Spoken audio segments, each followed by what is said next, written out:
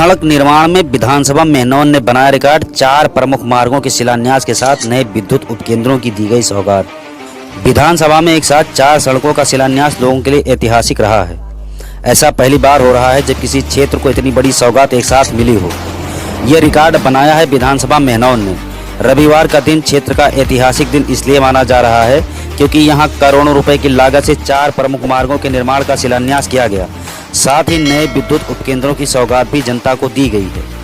सड़कों के शिलान्यास के लिए सांसद कीर्तिवर्धन सिंह व विधायक विनय कुमार द्विवेदी का पहला कार्यक्रम सोनबरसा बाजार से मोतीगंज जाने वाली सड़क, जिसकी लंबाई 9 किलोमीटर है।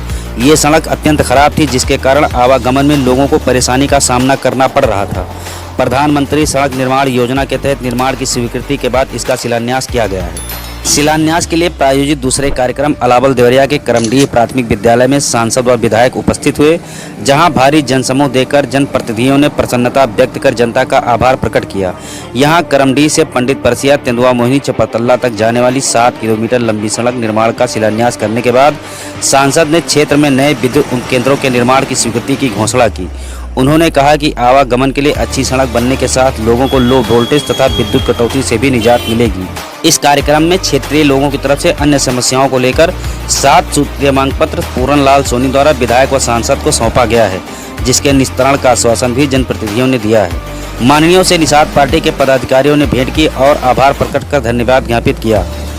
उसके बाद धानेपुर से बिशंबरपुर पारासराय पूरे सिधारी को जाने वाली सड़क का शिलान्यास करने के लिए प्रायोजित तीसरे कार्यक्रम पूरे सिधारी प्राथमिक विद्यालय में जनप्रतिनिधियों का काफिला पहुंचा। यहां भी भारी जनसमूह देखकर सांसद जी गदगद हुए। सर्वप्रथम कुट्टी मंदिर का दर्शन करने के बाद दोनों माननीयों ने 11 किलोमीटर लंबी सड़क के शिलान्यास पट का अनावरण किया।